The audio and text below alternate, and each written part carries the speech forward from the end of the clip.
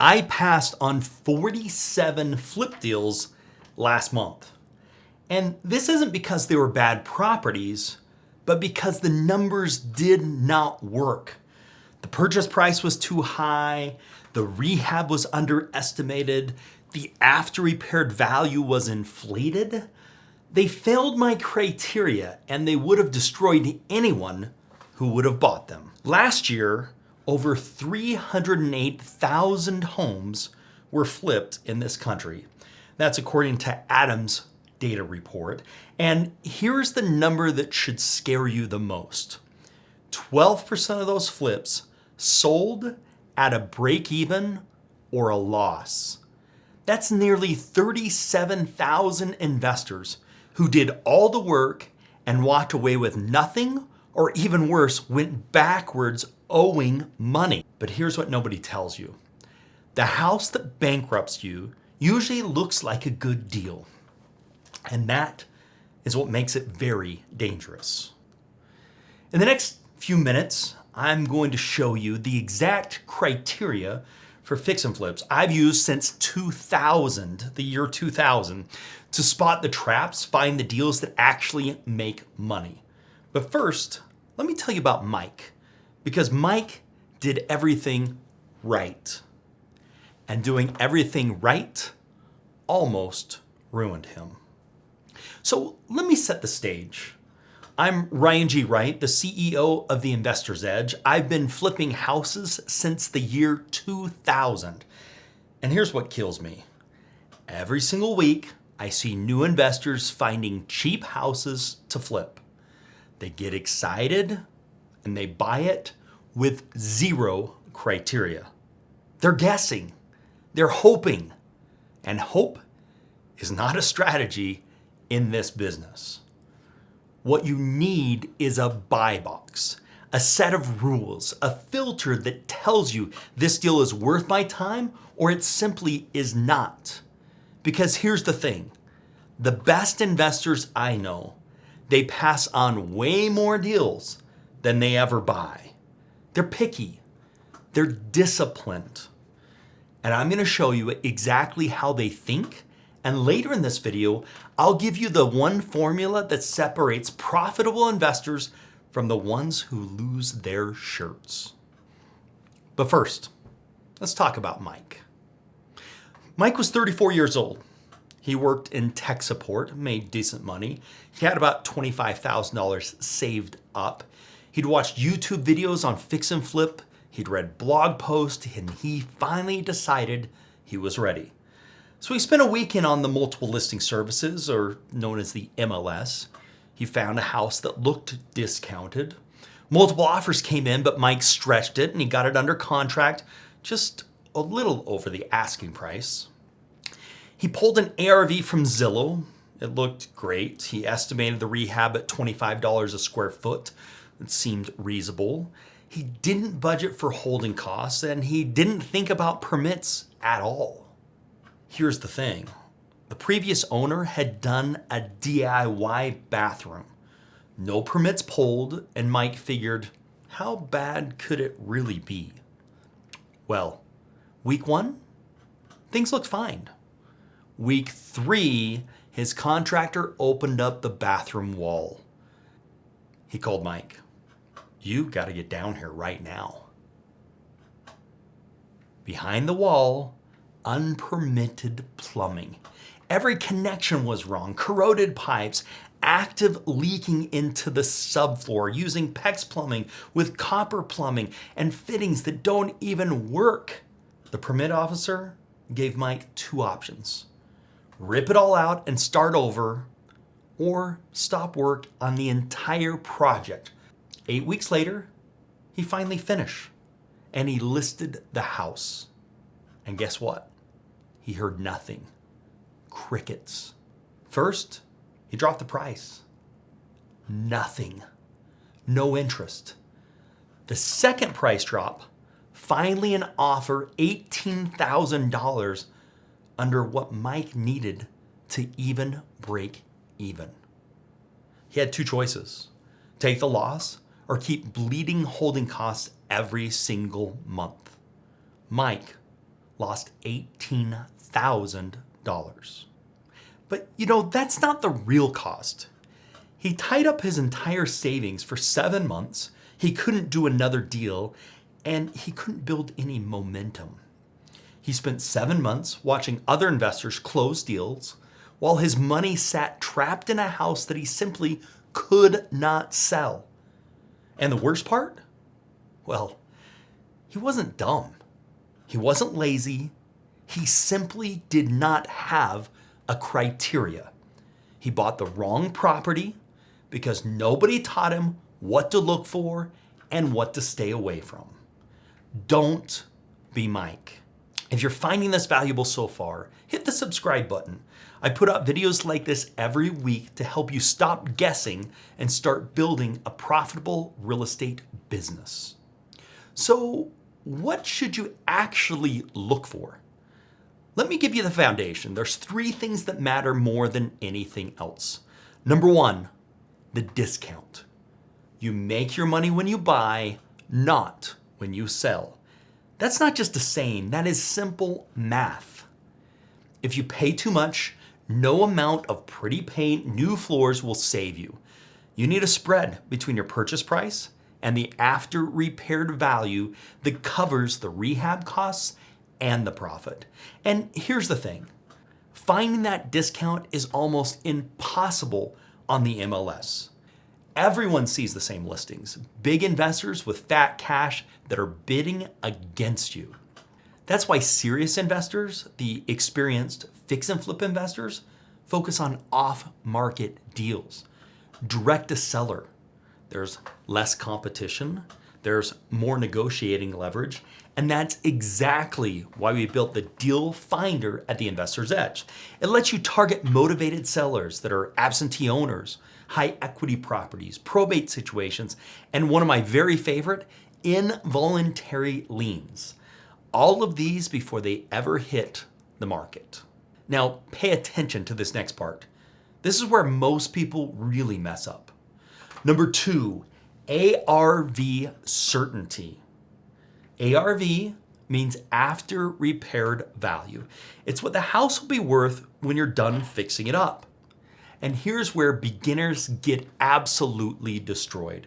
They pull a Zillow estimate or a Z estimate and they call it good. Big mistake. Zillow can miss condition, layout, micro-location, and renovation level. I've seen Zillow be off by over $50,000 or even $100,000 on the very same street. Your ARV needs to be supported by comparables, otherwise known as comps. That means similar houses, same bed count, bath count, similar square footage that have actually sold in the last 3 to 6 months within a half a mile to a mile of the property. If you can't find 3 solid comps that support your value, your number is simply a guess. And guesses cost a lot of money. Now, everything I told you about discounts and ARV means nothing without this next piece. Miss this and you'll lose money on deals that look perfect on paper. Number 3, rehab predictability. The best flips are simply boring. I know that's not what you see on TV, but the deals that consistently make money, they're predictable. They have light to moderate rehab, paint, flooring, kitchens, bathrooms, landscape. Only the ones that are necessary. What you want to avoid, especially as a beginner, are mystery projects. Foundation issues, structural issues, additions, major reconfigurations. Those aren't automatically bad deals, but they're high risk deals. And unless you're getting paid for that risk in the purchase price, you are simply gambling. So let me tell you how I learned this the hard way. I bought a property that looked like an easy cosmetic flip. New paint, new carpet, updated kitchen, in and out in 60 days or less. 3 weeks in, my contractor called, Ryan, you need to come see this. He opened up the wall in the hallway and what I saw made my stomach drop. Knob and tube wiring throughout the entire house, every room, every circuit. My $35,000 renovation became $68,000. I made $6,000 on a deal I thought I would net $50,000. And then I stopped being a property shopper and started being a deal analyst. That's when I built new rules, a buy box, non-negotiable rules. There's a framework that changed how I evaluate every single deal. And we call this the triangle of risk at the investor's edge. Every deal has 3 types of risks. Deal risk. This is the wrong ARV, overpaying, or weak buyer demand. Then you've got the rehab risk, which is the hidden damage, the scope, the creep, the contractor problems. And third, you've got the beginner risk, overconfidence, timeline mistakes, choosing hard projects that are hard to get done. Your criteria should screen out the worst of all 3. The goal is to manage where unknowns are manageable. But here's the thing, knowing the risk isn't enough. You need a system to mitigate them. That's what we built at the Investor's Edge. For deal risk, we have deal finding software that shows you ARV, equity position, comparable sales before you even make an offer. You're not guessing on value, you're seeing the real data. For rehab risk, we have rehab calculators that use zip code specific costs, not national averages. And we provide a project manager, a former general contractor, who's done hundreds of flips to help you scope the work and vet your contractors. For beginner risk, we pair you with an account advisor who's been through this before. Someone who can tell you this deal is too complex for your first flip, or this is exactly what you should be buying. The criteria I just gave you, they're the filter, the system behind them. That's what makes this work. And here's the thing, if you're still here, you're already ahead of 90% of the new investors. They want shortcuts, and you want systems. And that is the difference. And never, I mean never, use a flat dollar per square foot for rehab. That's simply just lazy. Use a line item budget, get actual bids, build a contingency at least 10 to 15% for older homes. Here at the Investor's Edge, we use a rehab calculator, and I made a video about this, which you can find at the top right corner of this video. Now, here's the formula I promised you at the beginning. At the Investor's Edge, we use what I call the 74% ARV rule as a starting guide rail. And here's the math. The maximum allowable offer is the ARV times 0.74% minus the rehab cost. So if the ARV is $350,000 and the rehab is $55,000, 350 times 0.74 is $259,000 minus the $55,000 for rehab makes your max offer for $204,000. That's your ceiling. It's not your target. Now you might be looking at this formula and thinking, that's a lot of margin to give up. Other investors aren't following this rule, and you're right, they're not. And that's why most of them are losing money or breaking even. At 74%, you're gonna pass on deals that may look good. You're gonna watch other investors buy properties you may have wanted. But here's what you need to remember. Discipline is profitable. Desperation is expensive. Now, a 74% rule is the guardrail, not the whole analysis. You still need to confirm that what's left covers the holding costs, the selling costs, the financing, contingencies, and your profit. And that's what our advanced deal analysis tool does. It makes sure that nothing falls through the cracks. But if you can't get a property at or below the 74% number, walk away. There are more deals. This is what separates the amateurs from the pros, and it's simply called discipline.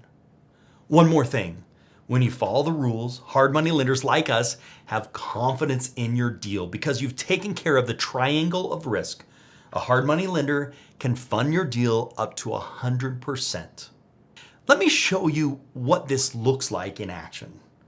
Sarah was 29 years old. She was a nurse with a W-2 job and about $20,000 in savings. She had 0 flips under her belt. She was cautious. She was numbers driven, and she didn't want to lose her savings like Mike did. So she used the Investor's Edge platform to build a targeted off-market list. Absentee owners with high equity in mid-price neighborhoods where homes actually sell. She ran every deal through the advanced deal analysis, and if it didn't pass the 74% rule, she moved on. She used our evaluator's finding to get eyes on the property before making her final offer, and she submitted with a proof of funds letter so the sellers knew she was really serious. She found an inherited property.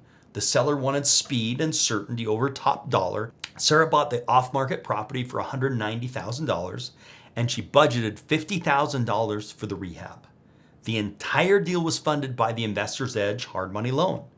Now, here's where most success stories leave something out. Week 6, something unexpected happened. During the HVAC inspection, the contractor found moisture damage in the crawl space. Sarah panicked. She called the Investor's Edge, and our project managers immediately started on assisting her. She walked through the scope together, looked at the extent of the damage. It added $4,200 to her budget.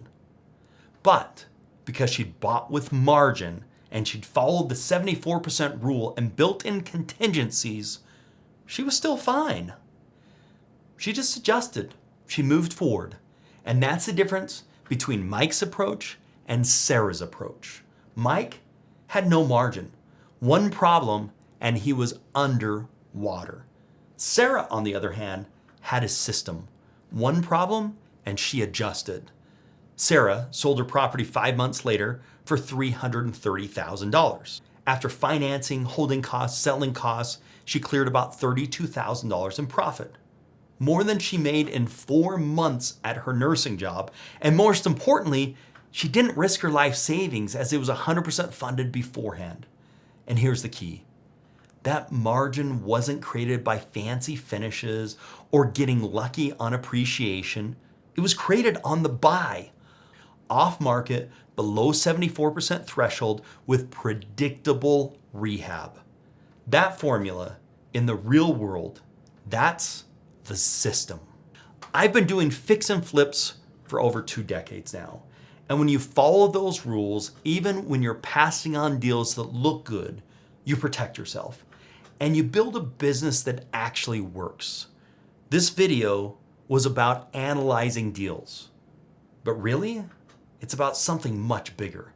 It's about becoming the kind of investor who makes decisions based upon criteria and not emotion, who builds wealth instead of hoping for it.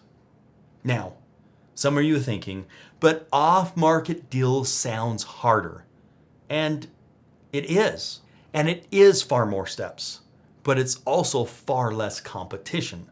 And the competition is what kills margin. On the MLS, you're fighting over scraps with people who have done 500 times. Off market, you're having a conversation with a motivated seller who wants what you're offering. Speed and certainty and a fair deal. I don't know how to estimate rehab. That's why you use the tool like we use here at the Investor's Edge. That's why you get bids. That's why you connect with evaluators before you buy. Nobody expects you to know everything on day one, but you have to know what you don't know and build a system that fills those gaps. And here's the thing. You're not buying the property in cash. You're buying the right deal. Clean underwriting makes funding realistic. Hard money, private lenders, partners, they all exist. But they want to see details that make sense, deals that pass a certain criteria. A lot of our students bring deals to us which looks good on paper, but fail miserably on the parameters required. So, what's the bottom line? I started this video talking about the 47 deals I passed on last month alone. Now you understand why. Every one of those deals failed at least one criteria I just showed you. Discount wasn't there. ARV wasn't solid. Rehab was not predictable. The investors who bought them, some of them are going to do okay. Most of them are about to learn a very expensive lesson. So here's your next step. Build your buy box.